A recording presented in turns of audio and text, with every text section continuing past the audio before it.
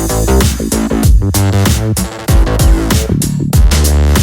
what's going on, guys? It's Chris, and this is a video on the DJI OSMO. Now, if you don't know what the OSMO is, it's basically just a 3-axis stabilized handheld video camera that helps you take really smooth footage. Now, the OSMO has been out for a while at this point, but still, this is a video that I needed to make because there are 10 things that I wish I would have known before buying this camera, even though I really like it. It's a great camera. I've gotten some great footage with this camera, but there's just a few things that weren't apparent when I actually made this purchase. So that's what this video is. I'm gonna try to keep it quick and simple and to the point, so let's get started. Number one, there are a few ways to transfer footage from your OSMO to your computer. The easiest, fastest, quickest way is with a USB cord. But unfortunately, the OSMO doesn't ship with a USB cord. So I actually have several sitting around. I was able to use one, and it's pretty awkward trying to plug the cord in to the OSMO because it's on the back of the camera. And with the gimbal and everything and the camera moving around, it feels kind of flimsy. It works, but it's weird. The second thing is that the tripod is not really a tripod. It's more of a tripod stand, and it's not very tall. So if you want this to stand up on its own, maybe to face you to film yourself, for instance, you're also gonna need the extension stick. And the two of those together can be kind of pricey. They work really well, pretty ingeniously made.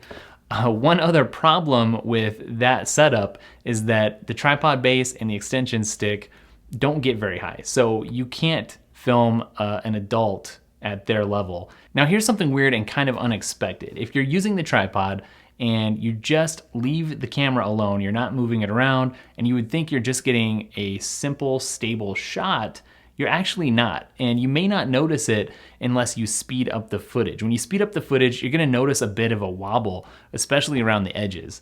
And like I said, I wasn't really expecting that, and I'm not really sure that it's a big deal, but it is kind of weird for being a stabilized camera. Speaking of stabilization, one interesting thing that I've found going along is that Final Cut Pro's built-in stabilization really works great with the OSMO. Something that if I had been thinking I maybe could have picked up on is that the OSMO is not a simple thing to shoot with. It's not fast, it's not quick. You really have to plan a shot when you're gonna use this, because you have to take it out, assemble it, put all the attachments on that you want, make sure you've got your battery going, connect it to the phone. It's gonna take you a little while to get it set up, even if you're really used to shooting with it. Something else that I think you should know that I haven't really seen anybody else mentioning is that the DJI team does release some software updates every now and then, and those are good updates.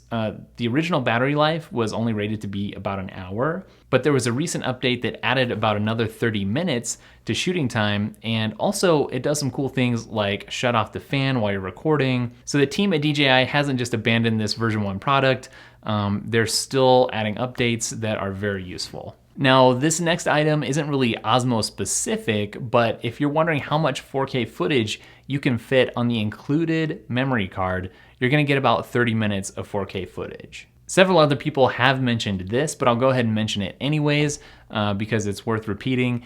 You're gonna need an external mic for this camera if you're shooting anything other than just B-roll. What I've ended up using is the Video Micro Pro from Rode, and I really, really like that microphone. It attaches really well. You do need some accessories to get it onto this rig and setup, but it's a great option. Something else that I didn't really think of, but it didn't affect me because I've got multiple phones laying around, is that you don't have to just charge the OSMO or a second battery, but you also have to charge a phone to go with it.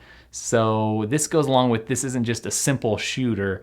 You have to kind of plan ahead and have a charged phone ready to go along with the OSMO before you start shooting. And speaking of phones, your OSMO experience is really gonna depend a lot on the type of phone and your phone screen in particular. If you can't see the screen and what's on the screen, you're gonna have a hard time framing up shots. All right, guys, so that was a quick list of things that you maybe want to know before purchasing the DJI Osmo. Like I said, this is a really cool camera, but I guess another way to look at this video is what are 10 things that maybe you should look for DJI to fix or address before the next version of the Osmo comes out, the Osmo too. So hopefully you guys found this video useful. If you did, please give it a thumbs up.